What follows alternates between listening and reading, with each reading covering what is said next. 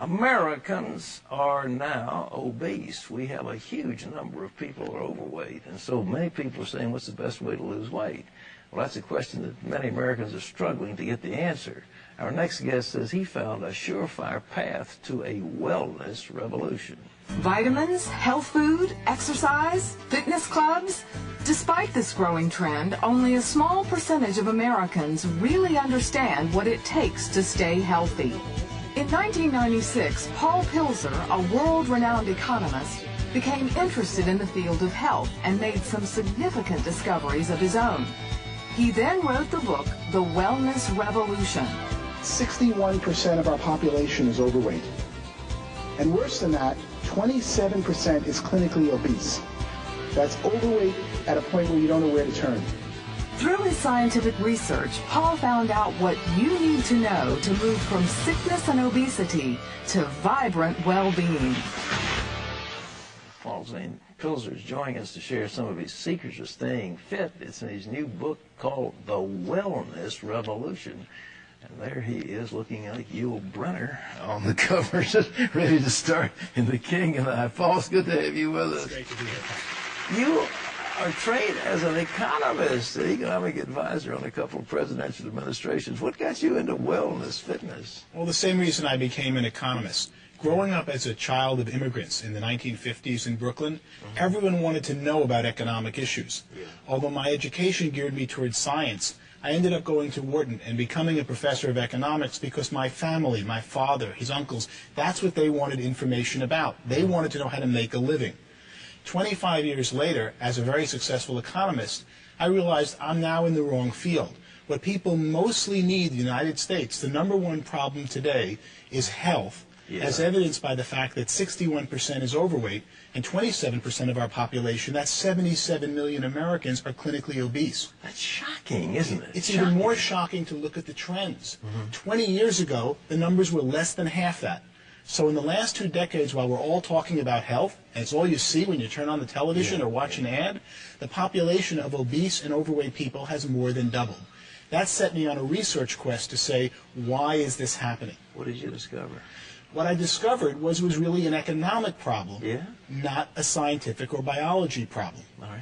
In effect, we have a $1 trillion food industry in the United States. We pay farmers $40 million to produce food, but $40 billion, but $960 billion is paid to packaged food companies and fast food companies. The food companies in America today are primarily owned by the tobacco companies, and they make addictive processed foods. They study every one of their existing customers and say, how can I get them to consume more? The fast food restaurants know that if you're overweight, you consume 50% more at the cash register and only take up roughly the same amount of space. Wait a minute. If you're overweight, you consume 50% more. You buy Absolutely. We see it by portions of what people eat. So they study American consumers like rats in a laboratory. You have a favorite Christian singer, and all of a sudden you feel good about a certain addictive fast food. Guess who sang the commercial that's in the back of your mind when you go to buy it at the checkout counter? They study Americans like rats to increase consumption of their food products, and in doing so have more than doubled obesity and overweight in the United States. This is unbelievable, because we have a health problem that's crowding $1.5 trillion.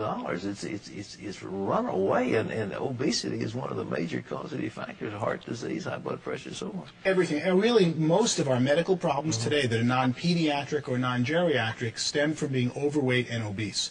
So as I studied it, I realized that the answer was an economic problem had caused being overweight and obese. As I studied it, I saw America ready for a revolution, a wellness revolution, and that there was a new industry emerging called a wellness industry. We spend $1.5 trillion on medicine, which is really the sickness industry. That's right. It's not really health, it's about when you get sick, they treat the symptoms of your disease. We currently spend, and that's what amazed me the most, $200 billion on wellness, fitness clubs, healthy foods, vitamins and supplements. Most of that didn't exist. When I ran the numbers, I could see that the $200 billion wellness industry, which is primarily today upper-class baby boomers who are consuming them. First thing someone does when they make money is try to get healthy. Oh, yeah. And they get out of the diet and kind of medical care most of us get, and they start getting healthier. And that this $200 billion I projected would grow to a $1 trillion wellness industry by 2010. Well, look, are we finding ourselves, on the one hand, we're gorging on trans fatty acids and greasy hamburgers and greasy fries and carcinogenic products. On the other hand, we're out puffing away on treadmills and lifting weights. I mean, are the same people doing these things, or is it a totally different class of people? It is really different people. And so many people who do get on the treadmills are not getting the right information. The problem is that the food industry controls, in effect, our television. Look at most commercials today for television shows are food companies. Sure. And they try to get their consumers to eat more and more of their existing foods. As the food industry focuses on those who are overweight, they make them more and more overweight. And then when someone says, I want to lose weight, I want to get healthy, they get misinformation out there because they've got this industry that controls our media that is constantly saying, how do I get you to eat more food? What should people do to lose weight? What are the tips? Well, I didn't write a book to come up with tips, but I came up with quite a few in doing my research. All right. The main one is really timing. From the time you're hungry, if you start eating food, your stomach doesn't tell your brain that you've now sated and had enough food until 15 minutes have passed. So you can see why fast food restaurants are so deadly, because you go in there hungry and you keep eating and eating and eating in less than 15 minutes, but it isn't until 15 minutes that your body knows you've had enough. When we used to eat with Grandma and they took time between each course, you naturally controlled the amount you eat because it took 15 minutes between courses, and that told your body to stop eating. What supplements? People spending a lot of money on vitamin supplements. Is there anything that people should be looking for? The main thing they should be looking for is to see that their supplements are real. 1/3 of the supplements that you purchase today in the store are not in the bottle what it says on the label, because supplements are an unregulated industry in this country.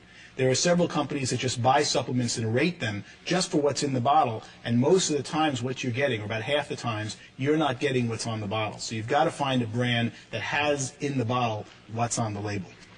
The wellness revolution, how to make a fortune in the next trillion-dollar industry.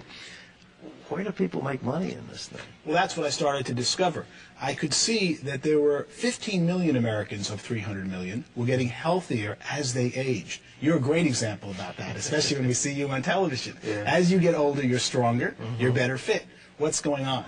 It's people who have time to focus on it are seeking out the right products and services to make them healthy. And that's when I could see an emerging $1 trillion wellness industry. One of the most surprising parts of my research was to find that it already reached $200 billion. But if you think of what you now spend on supplements, on fitness, on weight training, and time and money that you never dreamed you even needed 20 years ago. That's exactly right. You are a very typical consumer of this upper crust that's becoming and will become the entire nation, I believe, as this new wellness industry emerges. Well, boy, I hope you're right. But so, ladies and gentlemen, how you could A, be well, and B, make some money at the same time. This book, The Wellness Revolution, where you can get it? It's by Wiley Press. Is it available in bookstores? Should be in every bookstore around the country. Paul, Zane, Pilzer, thank you so much for being with us. Thank you very much. It's a real honor. All right. Terry, what's next?